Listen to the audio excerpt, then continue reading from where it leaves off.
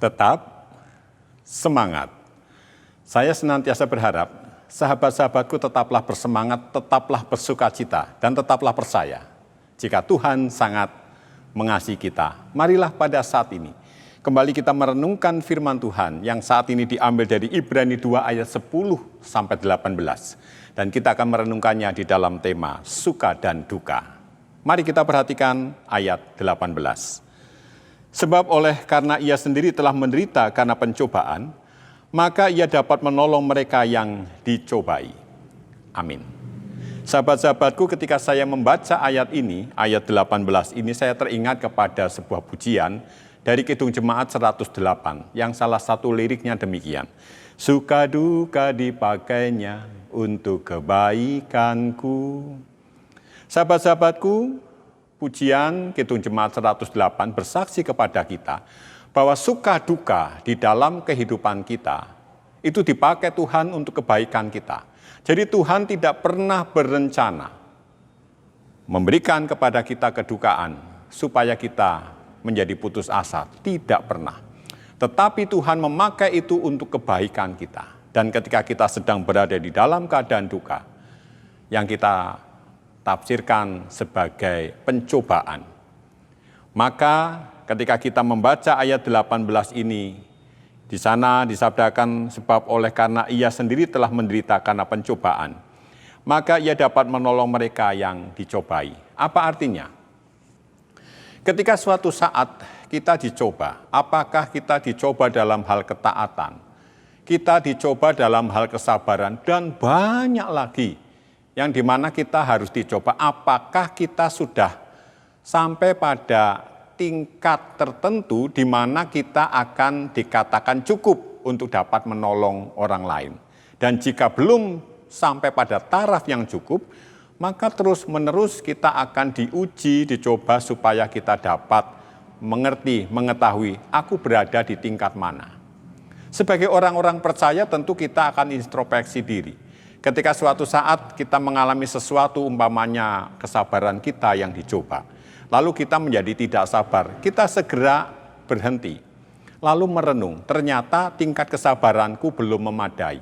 Maka kita harus berusaha meningkatkan diri kita, supaya suatu saat nanti, ketika tingkat kesabaran kita, ketaatan kita, dan yang lain-lain itu sampai pada nilai tertentu, dan dinilai oleh Tuhan ini cukup, maka kita akan dapat menolong orang lain.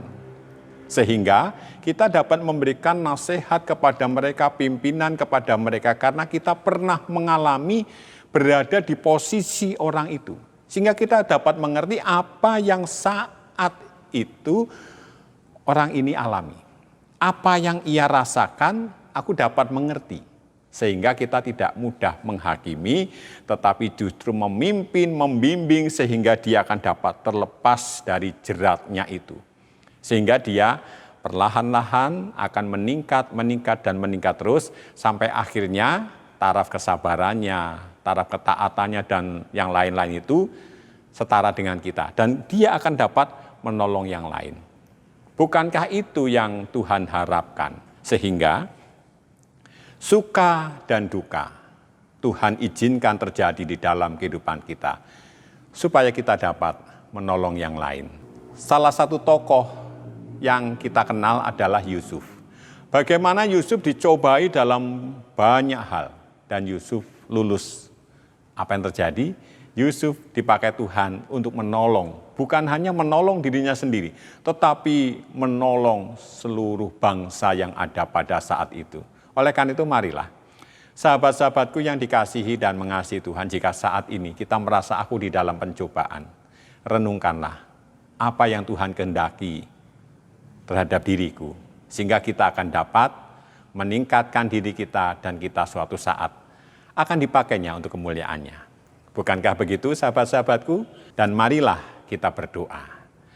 Tuhan Allah kami di surga, kami sungguh mengucap syukur karena Engkau telah memilih kami menjadi anak-anak-Mu. Oleh karena itu tolonglah kami, supaya kami menjadi anak-anak-Mu yang selalu taat, dan Kau pakai untuk kemuliaan nama-Mu. Di dalam nama Tuhan Yesus kami berdoa.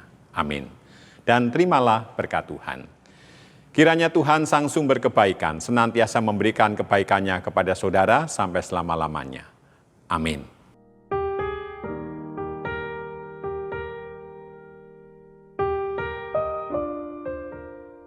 Sahabat-sahabatku, tadi siang saya ke tempat yang banyak orang tidak menyukai ke tempat itu. Tetapi suatu saat semua orang akan menuju ke tempat itu. Kira-kira tempat mana itu? Mari kita lihat. Kita sudah sampai di pemakaman Tanah Kusir. Ini kita di bagian pemakaman Kristen. Kalau pemakaman Islam itu di sebelah sana. Ini pemakaman Kristen. Jadi yang di sebelah sana itu ada sungai, lumayan gede sungainya. Kita tengok ya sungai apa itu namanya. Kita tengok ya sungainya ya.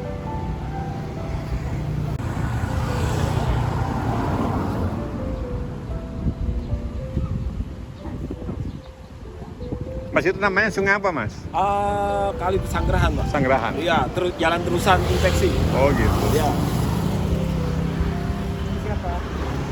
Dari sini itu Tanah Kusir. Dari sini yang banjir ke tempat kita. Itu kali Pesanggerahan. Kalau banjir di situ sama. Oh gitu. Oh gitu. Nah, ini kalau air yang uap, ke sini banjir. ya. Kalau sini enggak? Sini enggak. Ini cuma genangan air aja, Oh Bang. gitu. Genangan air hujan. Kita lihat ya kali Pesanggerahan. Kali Pesanggerahan juga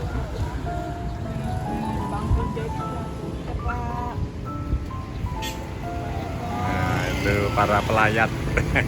Ada yang kenal namanya ya, sebutin. Kuburan bapak saya di situ, Pak. Oh di situ. Nah, jauh dari yang putih tuh. Oh ya. Ini kali Pesanggerahan saya mau lihat. Yuk kita lihat kali Pesanggerahan yuk.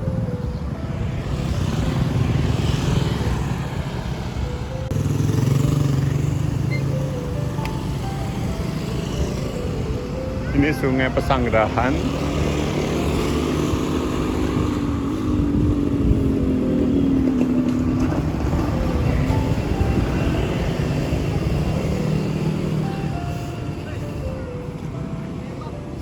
Ini sungai ini kadang-kadang juga meluap. Penyebab banjir gitu loh. Di sana apa itu?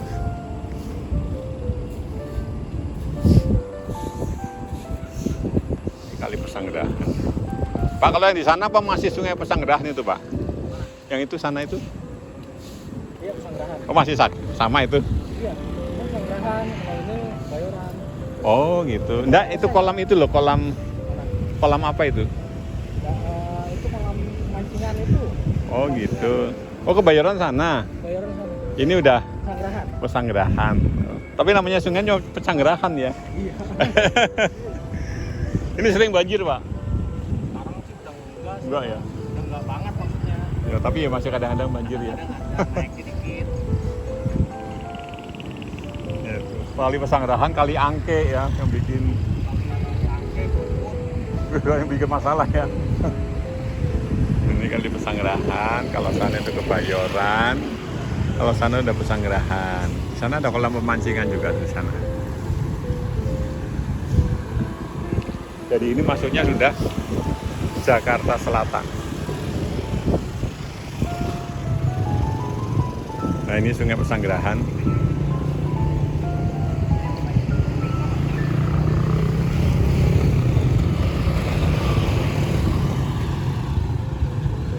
Di tepi Kali Pesanggerahan ini ada kuburan namanya Tanah Kusir. Wah, luas banget Tanah Kusir.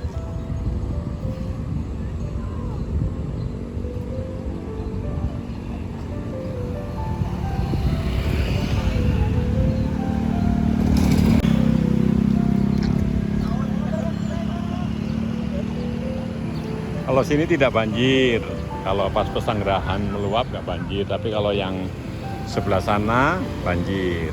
Memang di sini ada yang banjir, ada yang enggak. Itu terendam itu, tapi genangan itu cuma genangan air. Maksudnya bukan dari sungai, cuma air hujan menggenang gitu.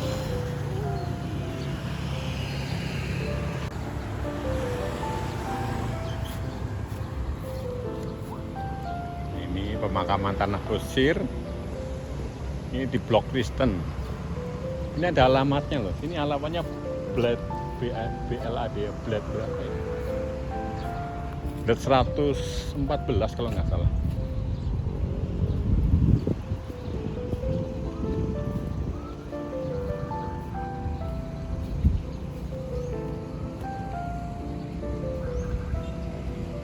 Itu baru datang.